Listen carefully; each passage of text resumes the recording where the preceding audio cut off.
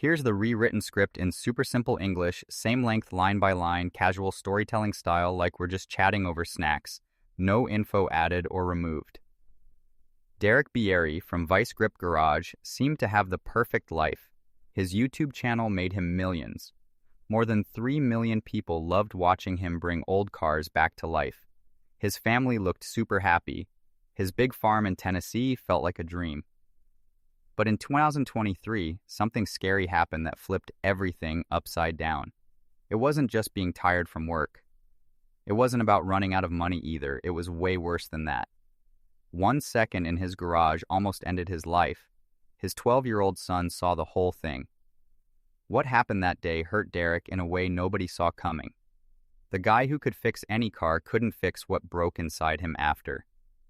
He was born on May 16, 1984, in a super cold, quiet little town called Minot, North Dakota, where winter basically never ended and snow covered everything for weeks. His family lived in a small white farmhouse all by itself in the middle of giant flat fields and huge skies. There wasn't much fancy stuff there. His dad was a farmer who got up before the sun every single day, working in blizzards and frozen dirt just to keep the machines running. Where they lived, you couldn't just drive to the store if something broke, you had to fix it yourself. If something stopped working, you didn't throw it away, you rebuilt it. Derek grew up knowing money was always tight and stuff was hard to get, so you had to learn to use your hands to survive. By the time he was 3 years old, he wasn't playing with toys like normal kids, he was taking them apart. He'd sit in the barn next to his dad, watching him fix giant tractor engines. The smell of oil and the clank of metal filled the freezing air. One day in 1987, little Derek quietly took his toy truck completely apart and lined up all the tiny screws exactly like his dad did. Nobody told him to stop. His dad actually loved it. Soon he was fixing the family lawnmower when it wouldn't start, just listening to the weird noises and guessing what was wrong. Everything when Derek was little taught him one big lesson. Fix it yourself and do it cheap. When he was 5, family dinners turned into talks about reusing old parts. One summer when he was 5, in 1989, his dad gave him a broken wagon and said, "Fix it using junk from those 3 dead machines." Derek spent months figuring it out. By 7 years old, he had already fixed 6 different farm tools using only stuff people threw away at the junkyard. He didn't learn this stuff because he thought it was fun at first. He learned it because that's how you stayed alive where he grew up. You could tell he was different even in kindergarten. He fixed his own bike chain when he was 6 and didn't even brag about it. His grandpa, a tough old veteran, used to tell stories about fixing army trucks while people were shooting at him. Derek would sit by the fireplace listening super close, then stay up late trying to do the same tricks on whatever rusty junk was in the yard. When he found a super rusty 1972 farm truck with a totally stuck engine, he didn't give up. He worked on it 14 nights in a row with freezing cold fingers and only a lantern, and he got it running again. That never-give-up attitude was already inside him. In 1991, when he was 7, he didn't ask for new toys. He built his own.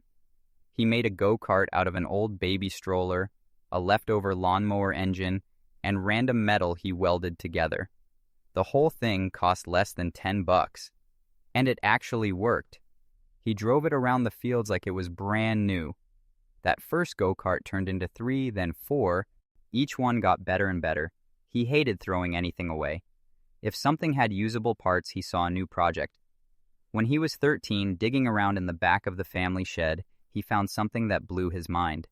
His grandpa's old Ford truck, super rusty, worn out, and almost forgotten. No instructions, no help, no cool tools, just Derek. A couple borrowed wrenches and a ton of time. He scraped off the rust with his hands, changed the spark plug wires, rebuilt the distributor, and when he changed the oil all by himself, it wasn't just fixing a truck. It was the first big step toward the life he'd have later. In 2001, he started auto shop class at Minot High School. Most kids just wanted to pass the class. Derek was taking apart a 1972 Chevy Nova carburetor down to the tiniest screw. He drew diagrams, wrote notes, cleaned every piece by hand. That Nova got him perfect grades and a blue ribbon at the local fair. It even got an honorable mention at a bigger contest. But for Derek, the best prize was knowing he figured it out all alone. The next summer, when he was 16, he wanted to keep learning, but his parents couldn't buy new parts. So he bought a beat-up 1985 Honda Civic for $200. For 3 whole months, he swapped the entire transmission using only junkyard pieces. He lifted the engine out by himself, took out the broken stuff, and built a new setup with random tools and scraps. A job that would cost $800 at a shop, he did for almost nothing. Then came the accident. At 17, while welding a junk fender, he messed up and his finger got stuck to the hot metal. The pain was so bad he had to go to the hospital. But he didn't quit welding. He studied safety rules like crazy after that. It was a hard, scary lesson, but it made him smarter. After he graduated high school in 2002, he started a local college program for car mechanics. During late-night lab CLA, he took apart huge V8 engines 1 bolt at a time. While other students went home early, he stayed until midnight cleaning parts. Teachers saw he wasn't the fastest, but he was perfect. Every single piece got cleaned and put back exactly right. That's when he started building the slow, super careful way of working that people would later love on his videos. But before any of that became a job, he joined the U.S. Army when he was 18. They sent him to Fort Gordon, Georgia, and he became an IT specialist. His job was keeping satellite systems working so soldiers could talk to each other even during practice battles. 12-hour shifts, computer crashes, tons of pressure. He learned to stay calm, work fast, and fix problems when you can't fail. In 2004, they sent him to Iraq. He was only 20. One day near Baghdad, his convoy's Humvee broke down. No power, no time, and they were in danger. Derek crawled under the truck with just a flashlight, followed the wires, found a burnt-out part, and fixed it with junk and hand tools. He got the Humvee running again and saved everybody from being stuck in a bad spot. His boss never forgot that. But Derek kept going. That same year, he wrote his own little computer program that helps soldiers figure out car electrical problems without waiting for help. It worked on regular Army laptops and saved a ton of time. He even used it to fix his friend's 1990 Jeep Wrangler by finding hidden wire problems. People started talking. He wasn't just a regular mechanic anymore, he was the guy who could fix anything. Then came the stolen laptop. In 2005, bad guys stole an important control laptop from a truck. Without it, the truck wouldn't move. Derek went through trash, found old cables, took parts from a broken generator, and built brand new wiring from scratch. He did it in 2 nights. The truck worked again. His team could keep going. The Army gave him a quiet award. He got out of the Army in 2007 when he was 23. He went back to North Dakota with everything he learned and something to prove. He found a rusty 1969 Chevy Camaro and started working. He pulled the engine out himself, rewired the whole car, fixed the floor. Every single bolt got cleaned. Every fix was done by hand in the freezing cold in his parents' driveway. He was 24 when he walked into the car dealership in Minot in 2008, still used to working on Army trucks. But now it wasn't war. It was transmissions. That first year he fixed over 500 of them. Most were GM V6s that usually destroyed normal mechanics. He got 98% of them perfect. People started talking, not because he showed off, but because every car he touched came back alive.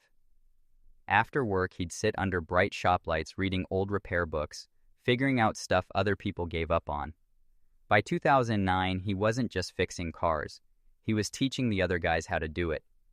His notes became like the Bible in that shop. The bosses said they'd never seen anyone climb so fast. It didn't feel fast to him.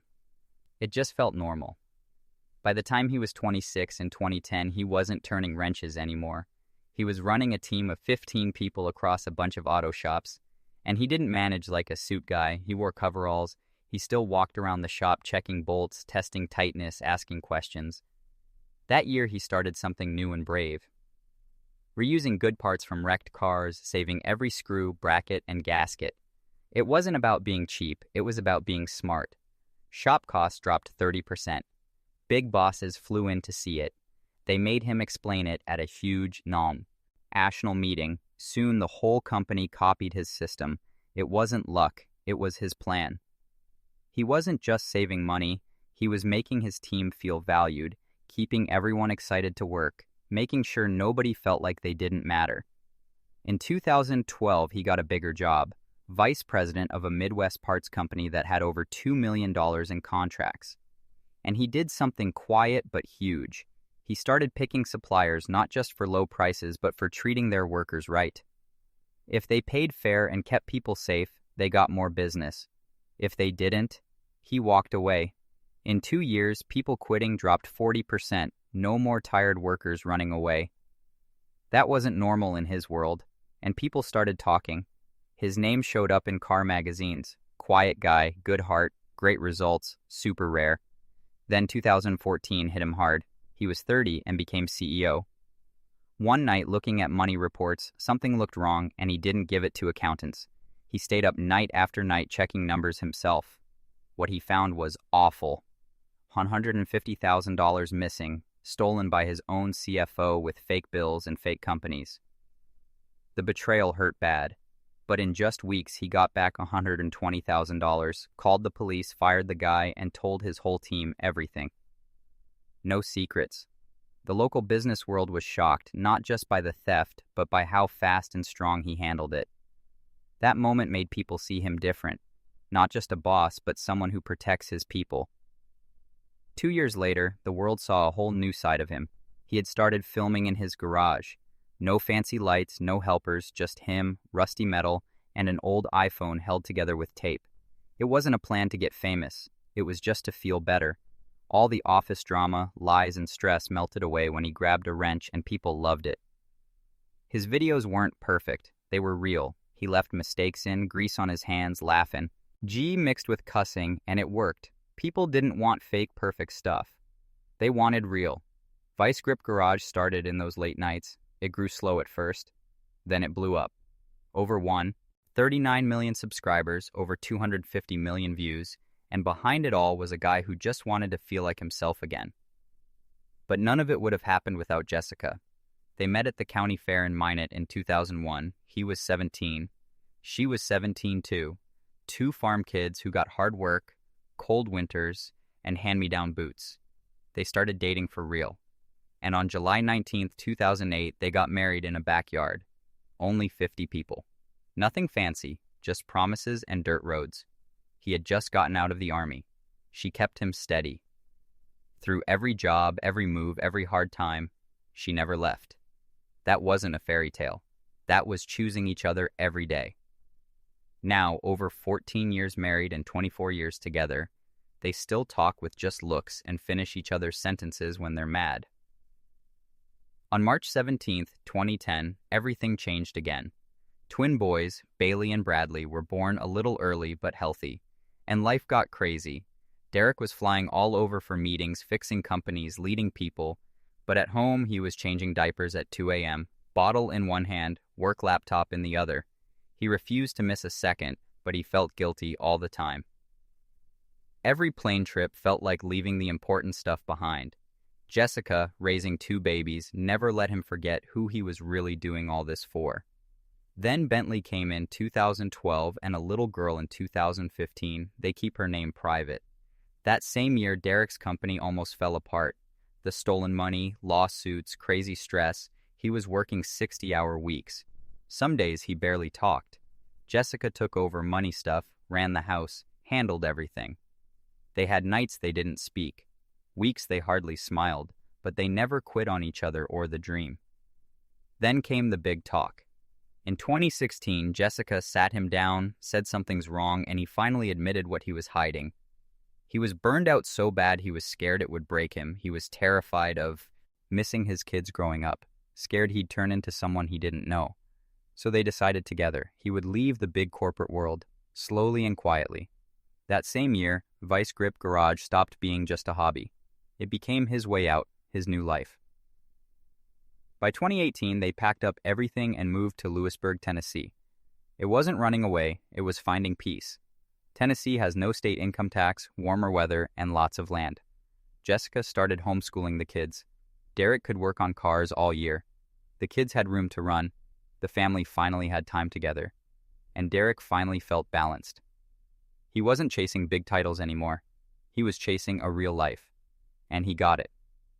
When Derek first filmed a vice grip garage video in 2007, he was 23 and still in the Army. It was just an oil change on a 1969 Camaro shot in his garage with a cheap camera. That video only got about 50 views. But his honest talk, simple garage, and real tools caught some car guys' attention.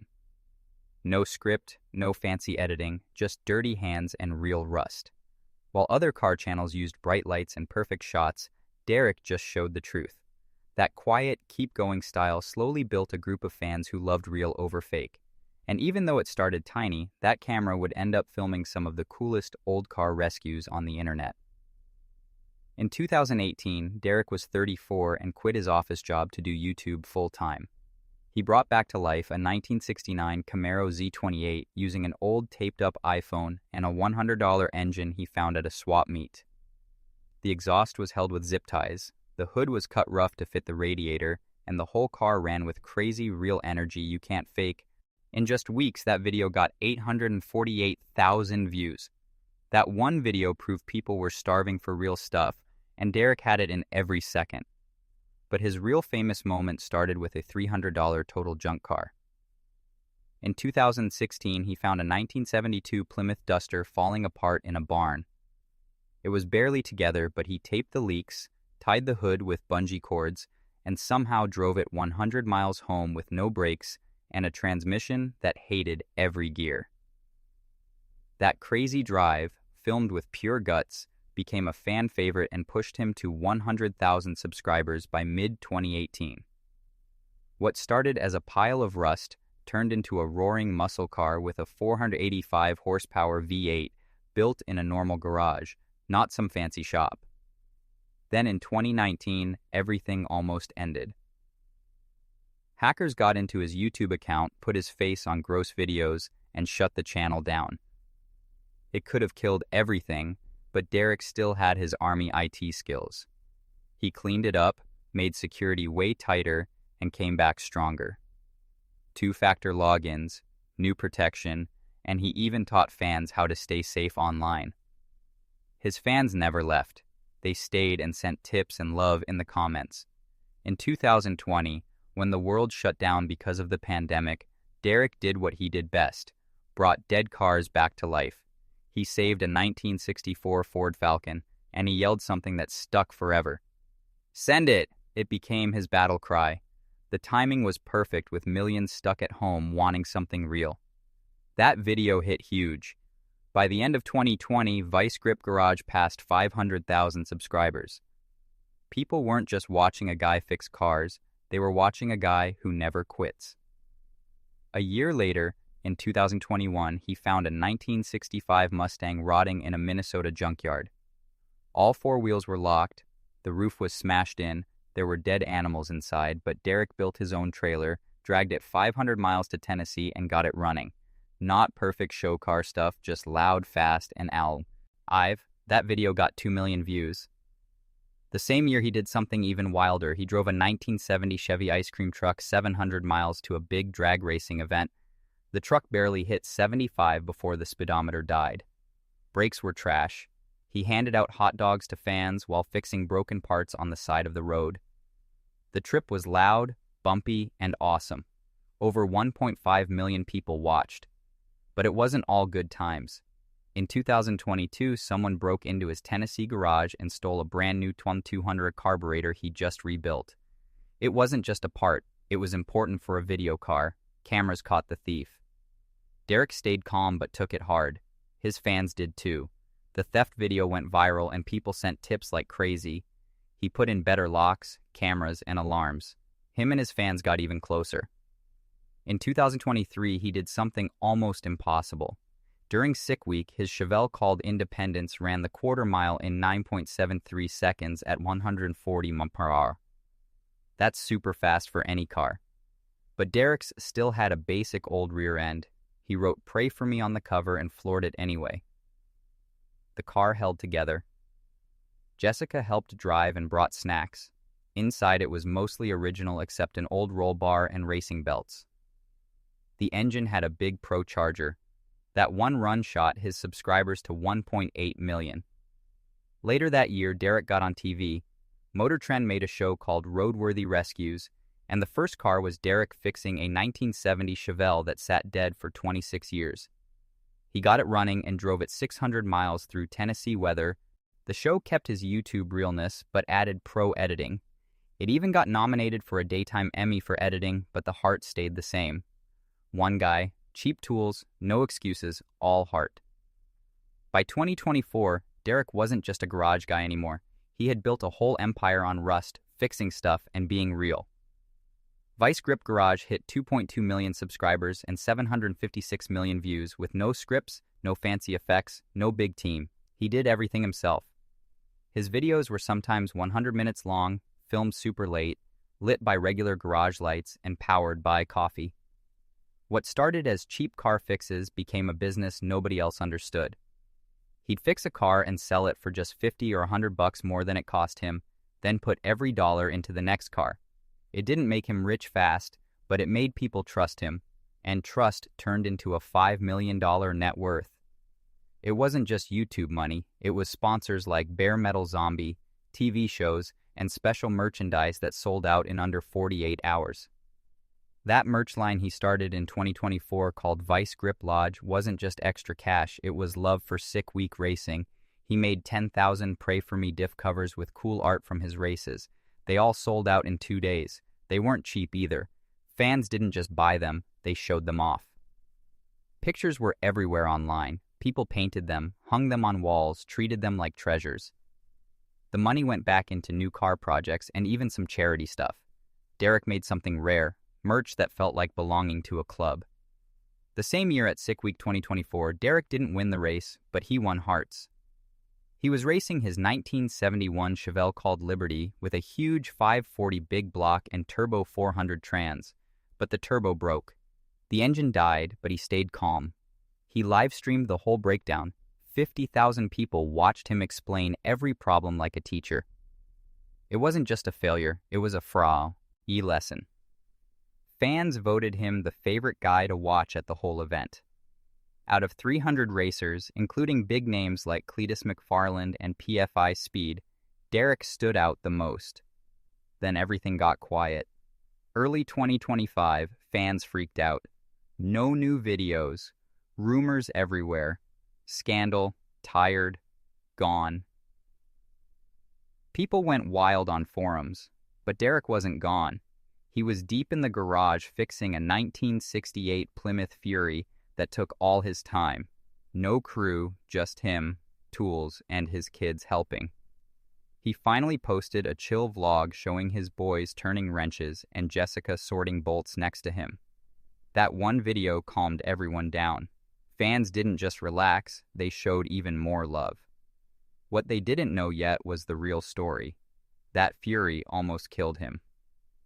One cold day late 2023, he was under the car fighting a rusty bolt.